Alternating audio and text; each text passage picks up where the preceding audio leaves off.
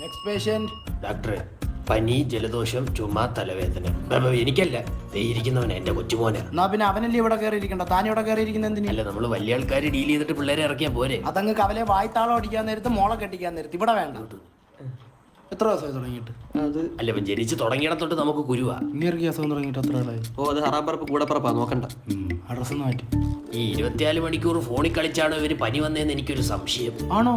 എന്നൊരു കാര്യം ചെയ്യും, കാക്ക ഇവിടെ വന്നിരിക്കും. ഇല്ല, കുഴപ്പമില്ല. ഇനി വാർന്ന ഇഞ്ചക്ഷൻ കുത്തി മയക്കി ഞാൻ കിടത്തും. ഇതിന് മരുന്നൊന്നും കൊടുക്കുന്നില്ല. ഈ അസുഖത്തിന് മരുന്നില്ല ഡോക്ടർ.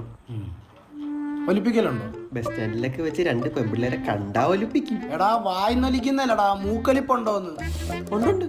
ഡോ പേഷ്യന്റ് ഇരിക്കുന്നുണ്ടില്ലേ? അപ്പൊ നീ ഡോക്ടർ? അതെ, കണ്ടില്ലേ ബൈനാക്കുലറൊക്കെ.